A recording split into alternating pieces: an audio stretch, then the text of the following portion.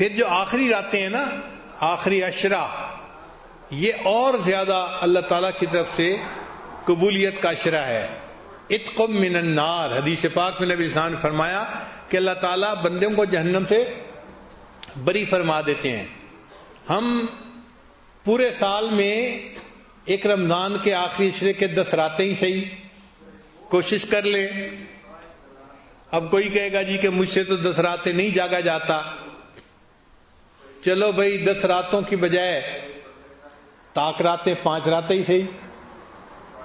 اب اللہ کو پانے کے لیے پورے سال میں صرف 5 راتیں ہیں، اور فرمایا کہ دیکھو وہ جو 5 راتیں ہیں نا، ان میں سے ایک رات ہے جس کو ہم نے لیلۃ القدر بنا دیا. انا انزلناہ فی لیلۃ القدر وما ادراک ما لیلۃ القدر لیلۃ القدر خیر من الف شہر. وہ جو لیلۃ القدر ہے 1000 مہینوں کی عبادت سے بہتر ہے. 1000 مہینوں کو اگر آپ جمع کریں کہ 12 مہینے کا 1 سال، تو یہ 80 سال سے زیادہ کی عبادت بنتی ہے.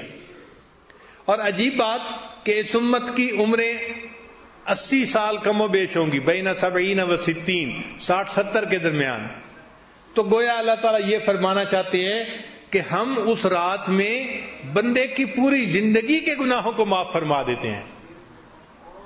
تو ایک رات میں پوری زندگی کے گناہ معاف، یہ بھی اللہ تعالیٰ کی کتنی مہربانی ہے. اچھا، بعض دوست سوچتے ہیں کہ جی ہمیں کیا پتا لیلۃ القدر کب ہے.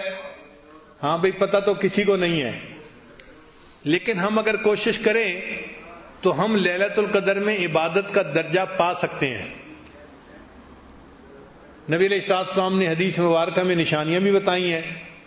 وہ ایسی رات ہے جبریل علیہ السلام فرشتوں کو لے کر نازل ہوتے ہیں، گلیوں کے موڑ کے اوپر جھنڈے لگا دیے جاتے ہیں، رحمتیں نازل ہوتی ہیں، اور یہ فرشتے دعا مانگنے والوں کی دعاؤں پر آمین کہتے ہیں، ان سے مصافحہ کرتے ہیں. کیسے نور کی رات ہوگی بھائی.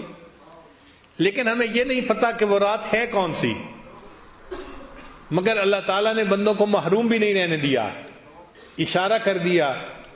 ہم لوگ اسکول میں جب پڑھتے تھے نا، تو جب امتحان قریب آتے تھے تو اپنے ٹیچرز کے پاس جاتے تھے کہ سر ذرا اس پیپر کا گیس لگا دیں. اب گیس کیا ہوتا ہے کہ وہ اندازہ لگا دیتے ہیں کہ کون سا کوسچن آئے گا. کیونکہ ان کا تجربہ ہوتا ہے تو واقعی ان کے گیس بڑے کامیاب ہوتے ہیں. خاص طور پہ ہمارے کچھ قریبی دوست ہیں، سارا سال دفتروں میں کام کرتے ہیں، اور جب وفاق کا امتحان ہوتا ہے تو 1-2 ہفتے پہلے ہمارے جامعہ میں آ جاتے ہیں، اور وہاں کے اساتذہ سے وہ گیس لگواتے ہیں کہ کون کون سے سوال آئیں گے، اور ان کو کہتے ہیں کہ ہمیں ان کی تیاری کر دو، اور اللہ کی شان کے وہ تیاری کر کے امتحان دیتے ہیں، جدن پاس ہو جاتے ہیں. تو یہ گیس کئی دفعہ بڑے کام آتے ہیں.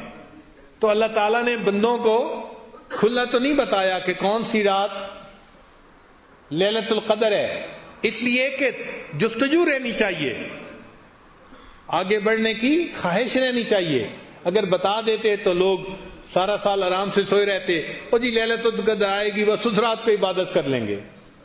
تو اللہ تعالیٰ نے چاہا کہ میرے بندے جستجو میں تو لگے رہے، مگر ایک اشارہ کر دیا. وہ اشارہ کیا کیا؟ فرمایا کہ تنزل الملائکۃ والروح فیہا باذن ربہم من کل امر سلام. وہ جو رات ہوتی ہے اس میں سلامتی نازل ہوتی ہے، رحمتیں نازل ہوتی ہیں، برکتیں نازل ہوتی ہیں. اب وہ 10 بجے برکتیں شروع ہوتی ہیں، 11 بجے شروع ہوتی ہیں، 12 بجے، ہمیں اس کا کوئی پتہ نہیں ہے. لیکن ایک بات پکی ہے، اللہ فرماتے ہیں ہی حتی مطلع الفجر. یہ جو برکتیں نازل ہوتی ہیں جب بھی شروع ہوتی ہیں، یہ مطلع فجر تک رہتی ہیں، یعنی سحری کا وقت ختم ہونے تک یہ رہتی ہیں. لہذا ایک دستور مل گیا، ہم ہر رات میں جب سحری کرنے کے لیے اٹھیں، وہ آخری لمحات ہوتے ہیں، تو ہم اس وقت 2-4 رکعت تہجد کے پڑھ کے دعا مانگیں اور سحری کریں، اور پھر سحری کوشش کریں کہ ہم وقت ختم ہونے سے آدھا گھنٹہ 20 منٹ پہلے ختم کر لیں. اور وہ جو سحری تک کا وقت ہے نا 15-20 منٹ کا، یہ بڑا قیمتی وقت ہے. اگر ہم نے رمضان کی ہر رات میں ان 15-20 منٹ میں دعا مانگی تو کوئی نہ کوئی رات تو ہوگی نا کہ جو لیلۃ القدر کی ہوگی، اور وہ لیلۃ القدر کی جو ہے برکتیں سحری کے وقت تک رہیں گی، تو ہمیں گویا لیلۃ القدر میں دعا مانگنے کا اور عبادت مانگنے کا ثواب مل جائے گا۔ تو اس طرح سے ہم لیلۃ القدر میں ثواب حاصل کر سکتے ہیں آسانی کے ساتھ۔ تو سحری اور افطاری کے یہ 2 اوقات بڑے قیمتی ہوتے ہیں۔ اس وقت میں اللہ سے دعائیں مانگیں اور اپنی ساری پریشانیوں کو آپ اللہ کے سامنے پیش کریں، سب مصیبتوں کو اللہ کے سامنے پیش کریں۔ اللہ تعالیٰ مغیر الاحوال ہیں، وہ ساری پریشانیوں کو ختم بھی کر دیں گے، سب مصیبتوں سے نجات بھی عطا فرما دیں گے۔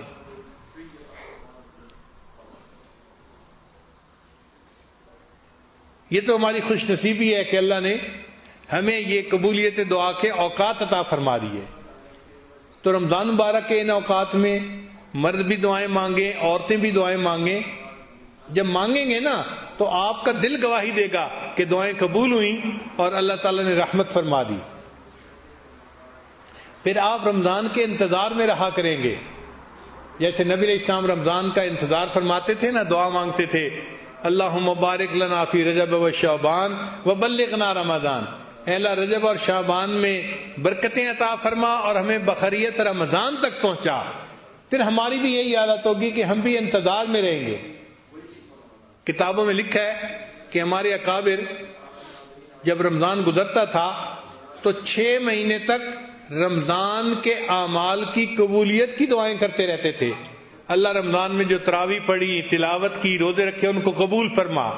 6 مہینے تک قبولیت کی دعا مانگتے رہتے تھے، اور جب 6 مہینے گزر جاتے تھے تو اگلے 6 مہینے آنے والے رمضان کے بخیریت آنے کی دعائیں مانگتے رہتے تھے کہ اللہ ہمیں بخیریت رمضان تک پہنچا دے، اگلے رمضان تک پہنچا دے۔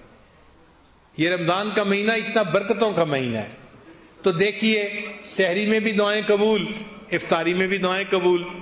مومن کے تو مزے ہیں، اس کو کہتے ہیں 5 گھی میں اور سر کڑائی میں۔